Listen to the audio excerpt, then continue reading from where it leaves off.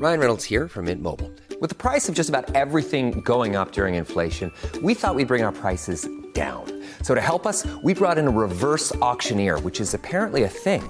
Mint Mobile Unlimited Premium Wireless. How to get 30, 30, bit to get 30, bit to get 20, 20, 20, bit to get 20, 20, bit to get 15, 15, 15, 15, just $15 a month?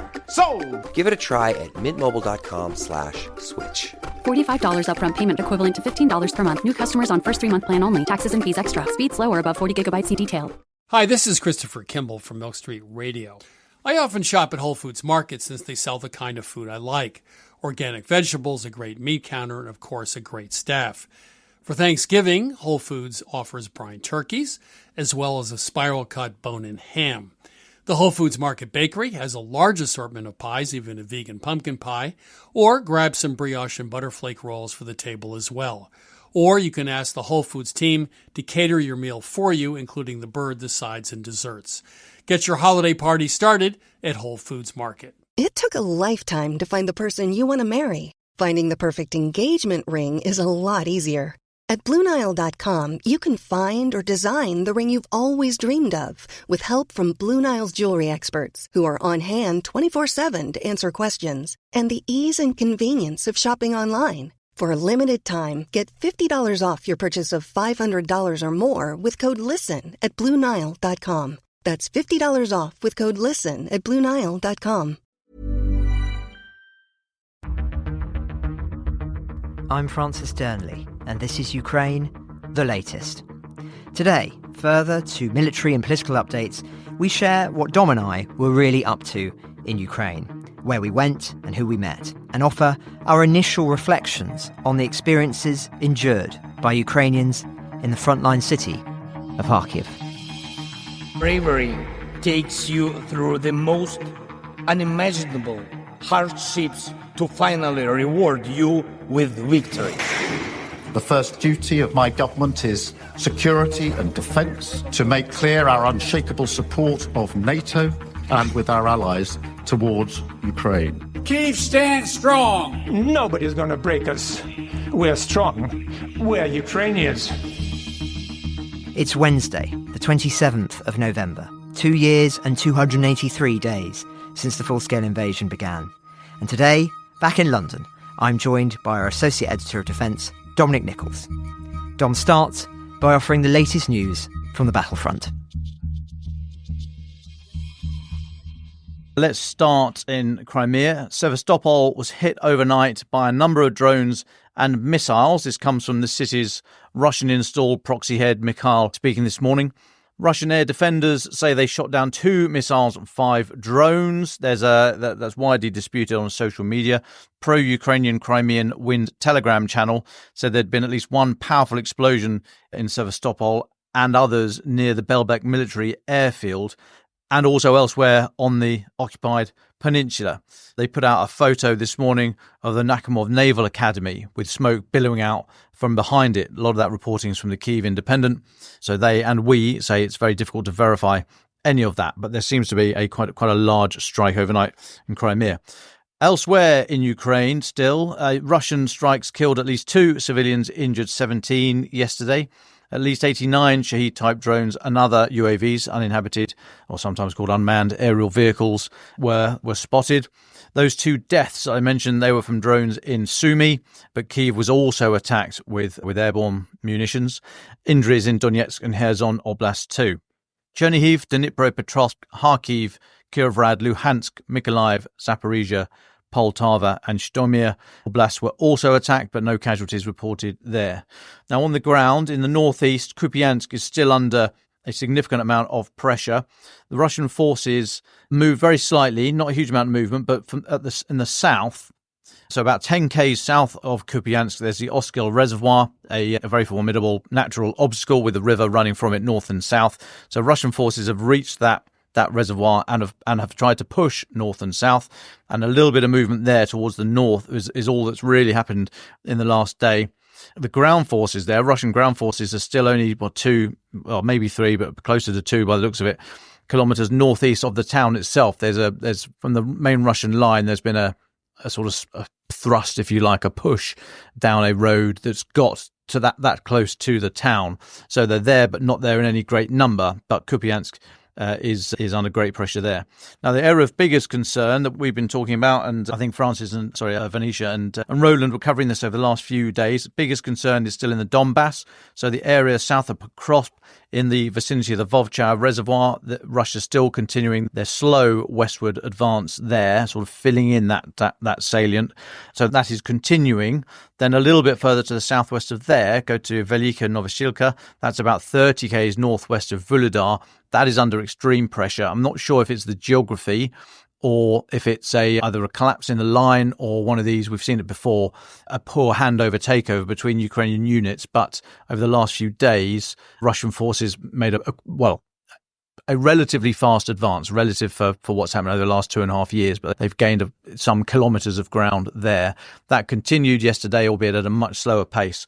But that area does seem to have been, like I say, either a breakthrough or a slight collapse, or the ground lends itself to you can either hold it. If it's a big open area, for example, you can't hold it because you have to be physically on the ground to hold a certain piece of ground to say you have it, but you can deny it to the enemy either with Overwatch drones, for example. Now, if, for example, the let's say that was held by, or that was being dominated by a drone unit and that's been redeployed elsewhere or wiped out, then Russian forces would be able to cover that open ground unimpeded, and therefore it might look to us, as it is, to be honest, a sudden advance of some distance. That doesn't necessarily mean that they're fighting through lines of Ukrainian trenches. It might mean that they have not been stopped in that advance. So quite what the result or what the reason is for that relative quick advance down in the area of Velika Novosilka, I'm not sure, but it is happening. So we bring you what we can see, and then we try and make military sense of it.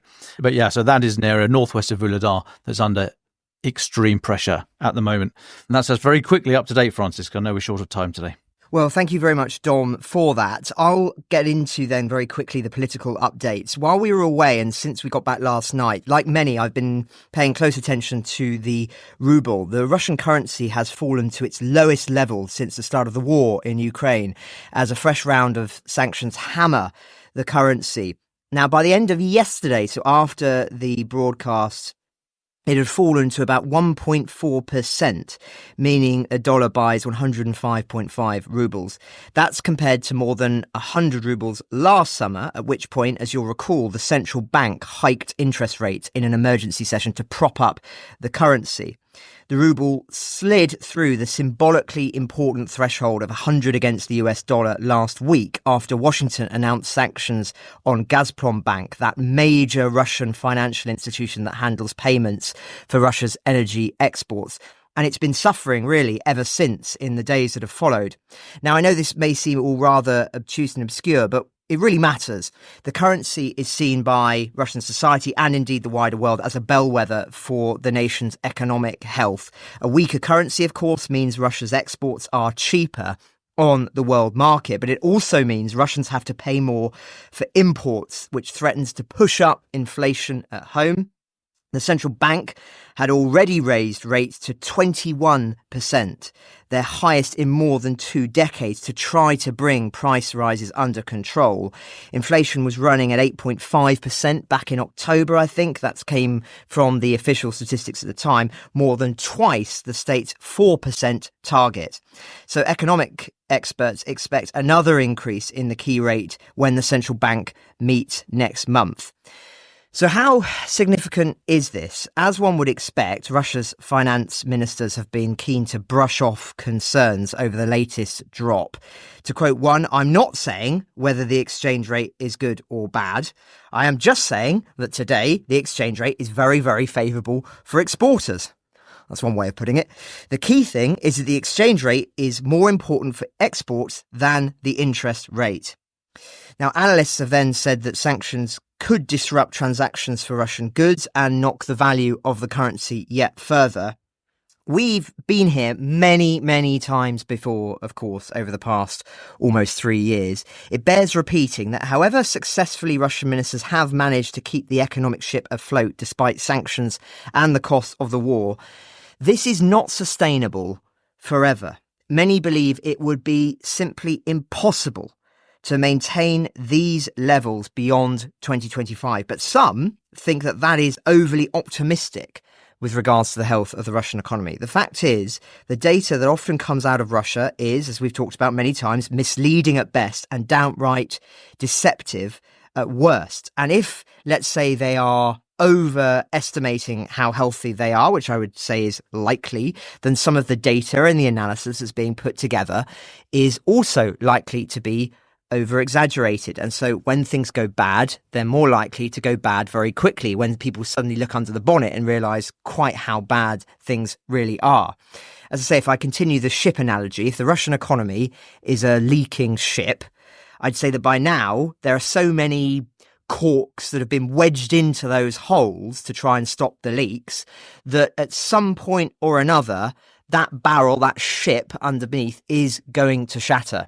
And when that happens, it will happen very quickly. And you can see that throughout history, not least, of course, when we saw the collapse of the Soviet Union. Things happened extremely speedily that it caught so much of the world by surprise.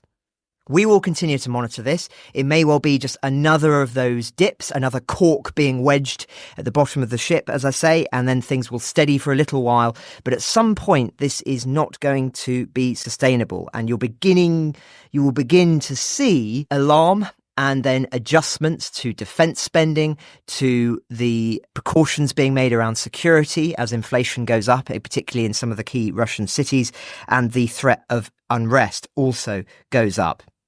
So watch this space. But turning to other stories, the situation in Georgia remains precarious.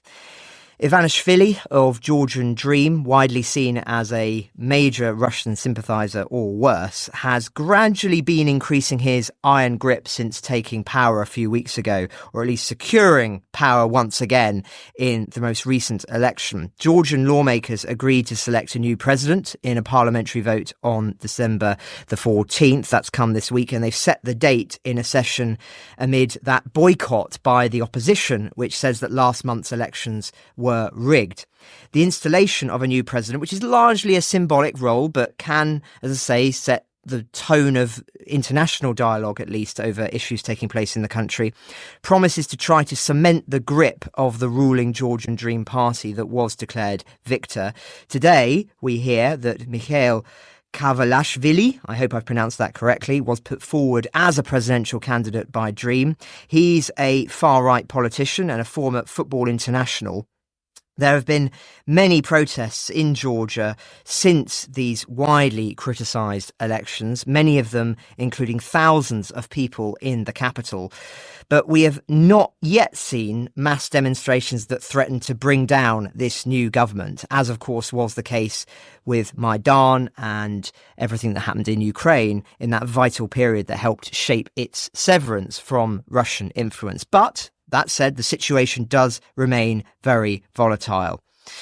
Now, normal service will resume from tomorrow, but today Dom and I are still rather discombobulated from our experiences in Ukraine. Now that we are safely back, we can tell you a little bit more about what took place over the previous few days. So, as listeners will recall, Dom was anchoring the podcast here, and occasionally, if we weren't able to dial in, we were sending dispatches for the podcast version, we being Adley, Jack, and myself. And whilst Dom was doing that, we were initially in Kyiv. We met up with lots of key contacts there, and you will have already heard the interview I did with Francis Farrell at the Kyiv Independent. There were also several other interviews which were very interesting on subjects that are, shall we say, less explored, including the subject of criminal networks, the mafia in Ukraine and Russia, and broader connections in Eastern Europe, a fascinating subject.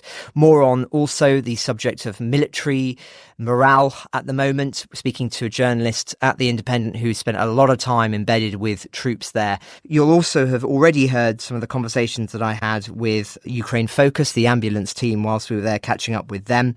But we also did a lot of work around drone technology, including underwater drones, demining initiatives. And again, you'll hear that in due course. There was a visit to Penn, Ukraine, speaking more about culture and literature in the capital of Kyiv, as well as many other interviews with MPs. The first of which you'll already have heard, but indeed there will be many more to come.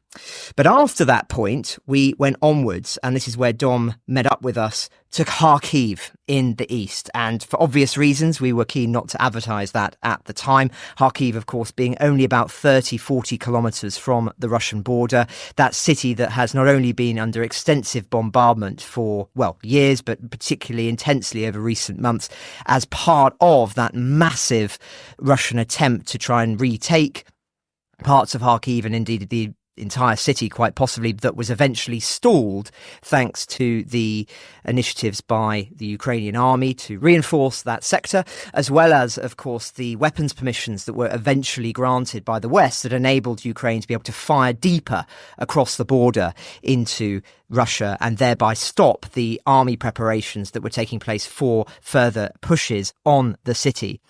Now, Kharkiv, just to give you a sense of a flavour, is very much a city under real pressure.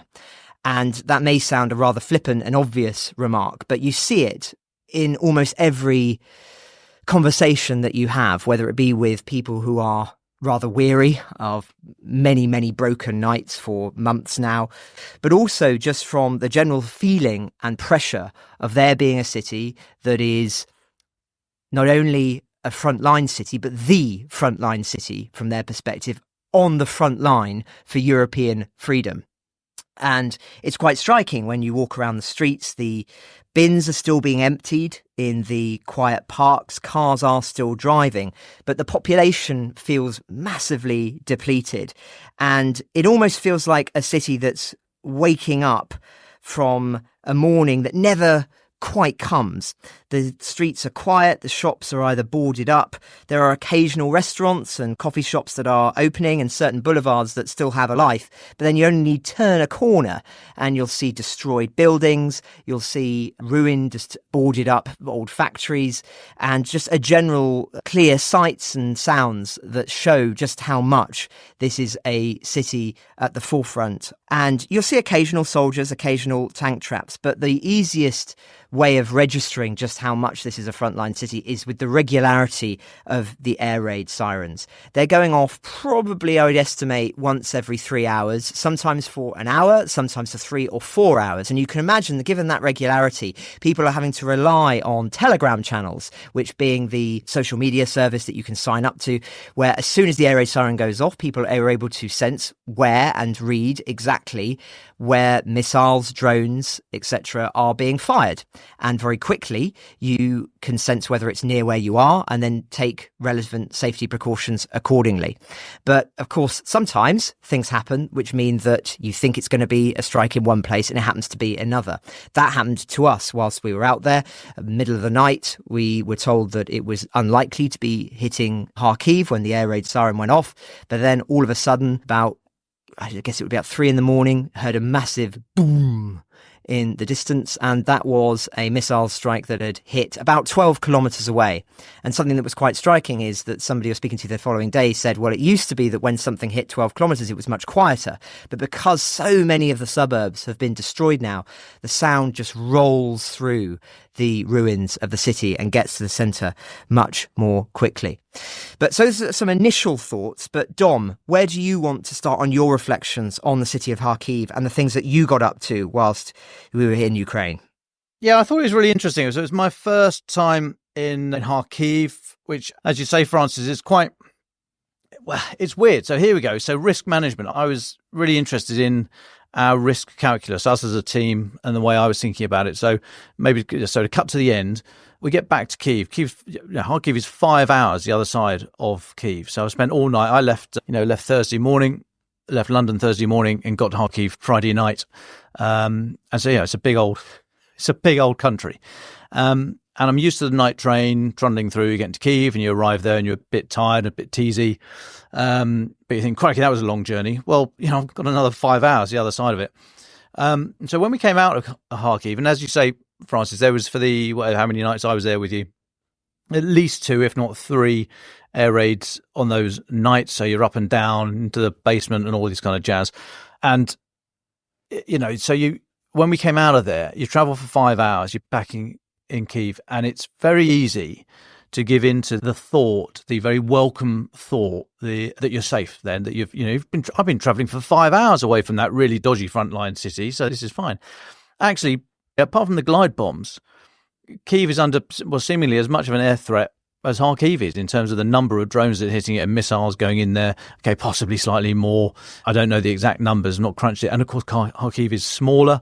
So those munitions that are landing there are landing in it's a smaller place. There's much more chance of you being hit. But essentially, the threat in Kyiv is broadly very similar to the threat in Kharkiv. And yet it felt entirely different. And I had to keep reminding myself in the few hours layover that we had before heading out, out of the country, that, you're still under threat. When the air raid alert goes off, as it does in Kyiv, you got to give serious consideration to it. But it's just so, because you're tired and because you don't really want to have to go and find a bomb shelter and all that kind of jazz. It's so intoxicating to give in to that little voice in the back of your head saying, it'll be okay. It'll be all right. Don't worry about it. It's a big place. The chances are absolutely, you've got to be so unlucky to be hit. Well, people are unlucky every night. So I thought it was really interesting how I, not physically felt, but I realised that my internal risk calculus was drifting a bit and had to really work hard on not giving into that. Oh, it's fine. Look, there's a cafe open. It's lovely here. Oh, that restaurant's open. There's a couple there walking their children in the park. It must be fine. And then suddenly bloody air raid alarm goes off again. So it's interesting how you think about it. So what was I doing there? Well, I went out specifically focused on the military side. I was the guest of the Kraken Special Forces unit. Special Forces being a relative term. This is one of those units that didn't exist before the full-scale invasion, really. I mean, what's its genesis? We can debate that, but essentially, it was the full-scale invasion that started this unit.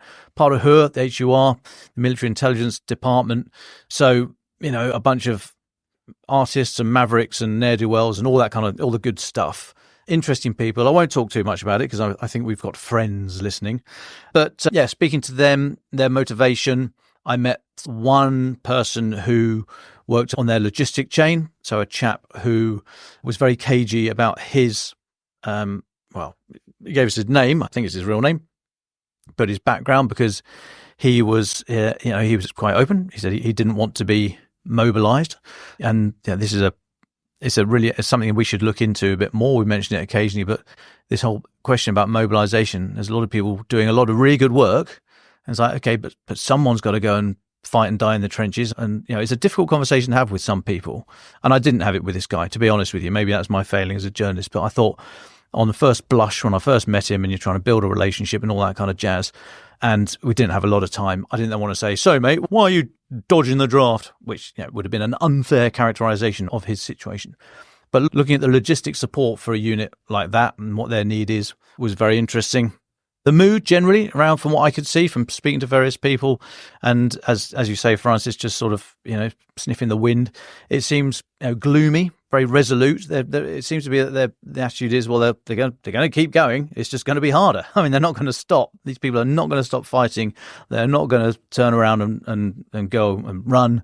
They just sort of shrug their shoulders and think, well, it's going to be a harder fight if if the support is withdrawn or what have you. But absolutely no talk of, oh yeah, maybe we should negotiate or anything like that. Very interesting.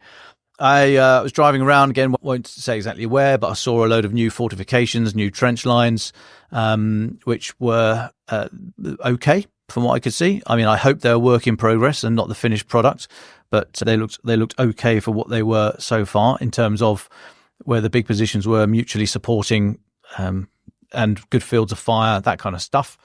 And what else did I do? Went up, so a little bit naughty. And again, here's my risk calculus. This was I've been slightly annoyed with myself about this. So we were in Kharkiv, which is not the safest place in the world. And then I was asked, do I want to go to a village north of Kharkiv? Now, North Kharkiv, about 20 kilometers away, or 25 k's away, is the border with Russia. And you'll remember this is the area in Lipsky to the site to the west and Vovchansk site to the east of Lipsky. Those are the areas that Russia pushed over the border and have held now for quite some months, but they've not gone anywhere. And equally, Ukraine hasn't been able to push them out. So I was asked, did I want to go to a village that had been overrun and had been retaken and was just south of Lipsky? And so I said, yes, I would like to do that. But of course, in my mind, all these little decisions about risk, it's risky to go to Kharkiv. It's risky to go to the country. It's risky to go to Kharkiv. It's risky to make a lot of these decisions. And each individual decision might be quite small, So you're in Kharkiv, and that feels okay. Do you want to go a few kilometers north towards the Russian lines and get a view from some people on the ground there? Yeah, okay, I do. Okay, that's a small decision. And then we went there, and then the chap who was the head of the civil and military administration there said, I'd like to show you my village. Will you come with me? I'll show you around. It's like, okay, yes, I would like that. And all these individual small little decisions, they're all just a little bit of extra risk. And suddenly I found myself just a few kilometers, a few low single-digit kilometers away from the known Russian lines. I can hear outgoing artillery. I've been told to look in the air for drones. And I'm looking back at those lines of decisions, those number of decisions, that each small decision that have got me from Kharkiv, not a safe place, but, the relative safety of, to where I am now, quote unquote now.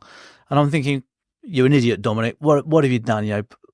You'd like to think you know how to handle risk and how to think about risk and mitigate risk. And here you are, you've just done the salami slicing of the risk, and suddenly you're 3 or 4 Ks away from Russian lines looking for drones. And it's like, that's not a good decision.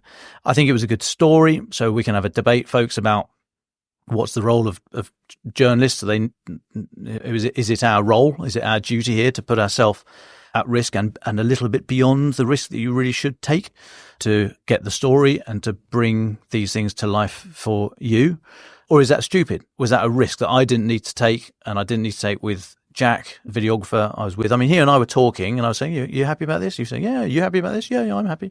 But equally, I question now whether it was the right thing to do. But I'm interested on your views on that, about how far I should push it. We came away okay. So maybe it was the right decision. But if something had gone badly wrong, then I think I would very quickly, if I had the luxury of still being alive to debate it, very quickly have questioned my judgment. And if something had happened to anyone else in the team, and Jack especially, then I think I would have not been particularly happy with myself. But I thought that was very interesting. And it was great to go and see that and to feel these emotions again, quite honestly, because the people are living with it every day. So I get back to Kharkiv that afternoon, and I kind of go, oh, thank God for that. I'm back in Kharkiv, nice and safe. I know you're not. You're one of the dodgiest places in the country. And of course, there's air alarms that night. And like I say, you then travel back to Kyiv and you think, oh, this is nice and safe.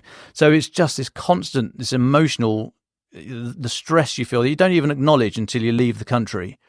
But it's there always in the background. And that, for me, was the most telling, Francis. Time's short. So for a couple of very last-minute thoughts. Reminded, if I ever need it, that incoming fire has the right of way over outgoing fire. It's an old ho-ho-ho infantry gag. Of course, there's not a lot you can do about it either, but yeah, incoming fire has the right of way. The Kyiv Metro, the 3 line, only has 3 lines, but they still managed to overcomplicate it. And I think I know my way around a subway, but blimey, trying to get a head around the Kyiv Metro. Yeah, I'll do better next time. Francis, I didn't know you had such an aversion, a physical reaction to horseradish. Extreme physical reaction.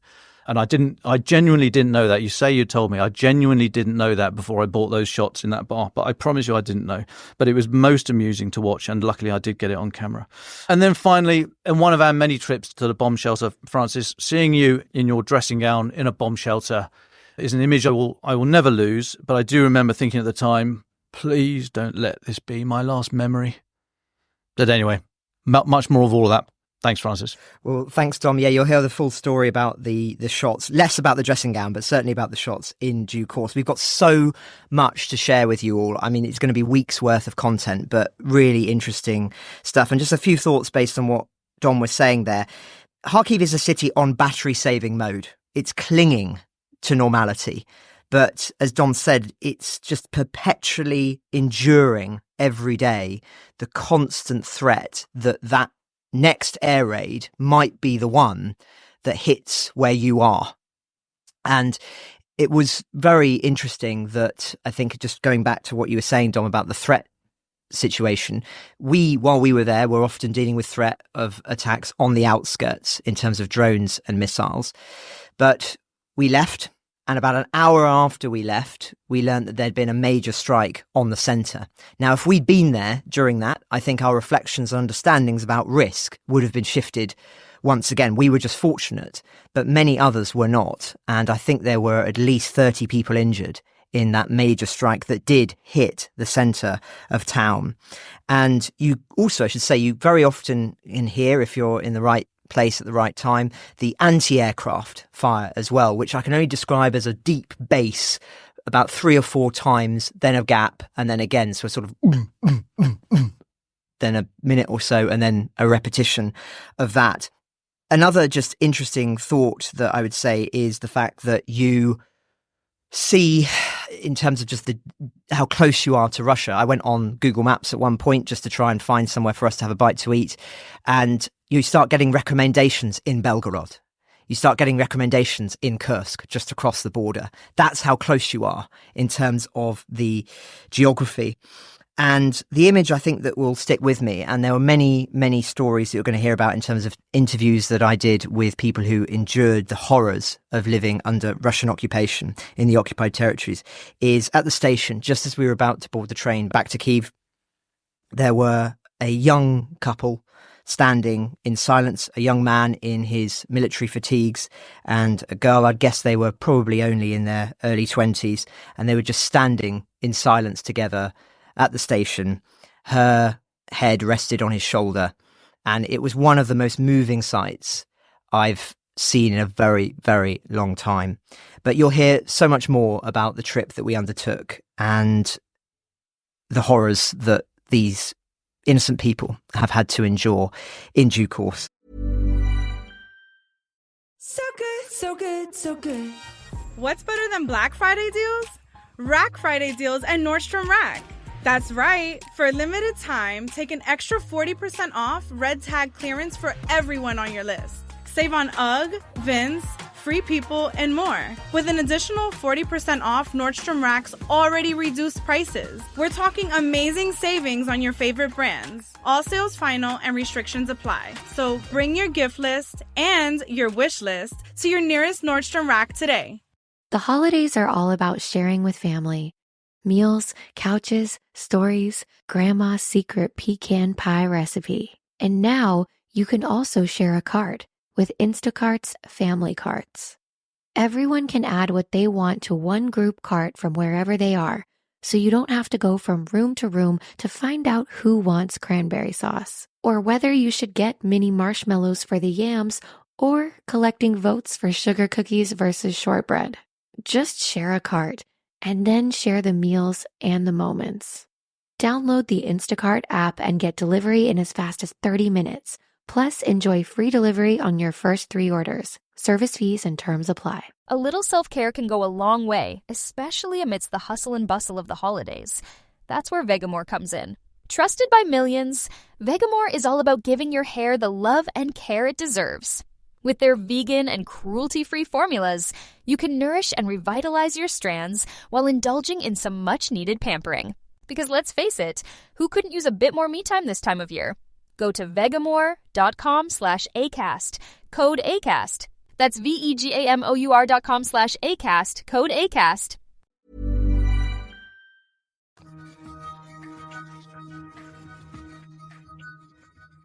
Dom, let's go to our final thoughts. What do you want to leave our listeners with? Well, without trying to over-egg it, just please do stay tuned for more stories, because it was incredible. That's why we go out there, to re-chip ourselves and just make sure that we've got the credibility to talk the way we do. And I thank everybody out there for giving us their time and taking an extra little bit of risk by driving idiots like us about. So thank you to everyone who helped facilitate that trip and looked after us. And I look forward to chatting and meeting you all again soon. Well, thanks for that, Dom. And I would just echo that and say thank you to everybody who gave their time to us whilst we were out there, but also to the team back in London who held the fort whilst we were gone. It's not easy producing the podcast every day. Dom and I have got pretty fluent in it now in terms of the shortcuts you can do and everything else, but it was a big, big task. To Roland, to Louisa, to Giles, to Venetia, to everybody who was working really hard to make sure that the updates were still coming to you at home whilst we were out there, and also editing the dispatches and things whilst we were speeding around the country. It wasn't easy. So thank you to them, and indeed to everybody who gave their time to us while we're out there. You'll hear a lot more in due course. But that's it now from us back in London. We will be back, of course, tomorrow, and I think If not in that episode, then in Friday's episode, we have one of our most requested guests that we will be speaking to. We won't spoil it now, but you'll learn very soon about who Dom and I are literally about to go and interview at once. So we got a dash, but we'll be back tomorrow. All the best until then. Thank you for your patience and for sticking with the whole team whilst we've been gone. We'll be with you again very soon. All the best for now from Dom and I in London. Thanks, Francesco. I'm sorry, Francis. Thank you, Francis. Thanks, and thanks everybody. A little clue of who we'll be interviewing. Ukraine the Latest is an original podcast from The Telegraph, created by David Nicholls. To support our work and stay on top of all of our Ukraine news, analysis and dispatches from the ground, please subscribe to The Telegraph. You can get your first 3 months for just £1 at www.telegraph.co.uk/Ukraine the Latest. Or sign up to Dispatches, our foreign affairs newsletter, bringing stories from our award-winning foreign correspondents straight to your inbox. We also have a Ukraine Live blog on our website where you can follow updates as they come in throughout the day, including insights from regular contributors to this podcast. We also do the same for other breaking international stories. You can listen to this conversation live at 1 p.m. London time each weekday on X Spaces. Follow The Telegraph on X, formerly known as Twitter, so you don't miss it. To our listeners on YouTube, please note that due to issues beyond our control, there is sometimes a delay between broadcast and upload. So if you want to hear Ukraine the Latest as soon as it is released, do please refer to podcast apps. If you appreciated this podcast, please consider following Ukraine the Latest on your preferred podcast app and leave us a review, as it really does help others find the show. Please also share it with those who may not be aware we exist. You can also get in touch directly to ask questions or give comments by emailing ukrainepod@telegraph.co.uk. We do continue to read every single message. You can also contact us directly on X. You'll find our handles in the description for this episode. As ever, we're especially interested to hear where you're listening from around the world. Ukraine the Latest was today produced by executive producers Louisa Wells and David Nicholls.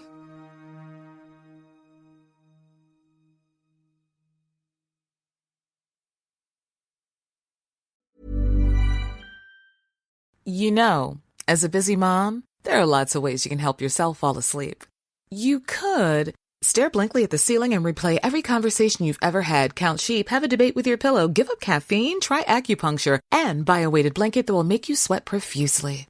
Or you could try some milk, which has nutrients that support healthy sleep. Visit GonnaNeedMilk.com for more info, and for everyone's sake, please don't give up caffeine. So good, so good, so good. What's better than Black Friday deals? Rack Friday deals at Nordstrom Rack. For a limited time, take an extra 40% off red tag clearance. All sales final and restrictions apply. So bring your gift list and your wish list to your nearest Nordstrom Rack today. Even the busiest of holiday schedules is no match for Alo Moves, the streaming wellness platform where you can sculpt your muscles, unwind with a yoga class, or even learn the art of awareness with their latest meditation offerings. On demand, whenever works for you. And right now, for Cyber Week, you can get almost 40% off your 1-year membership, with great deals on 6-month and monthly memberships too. Start saving today at alomoves.com. alomoves.com.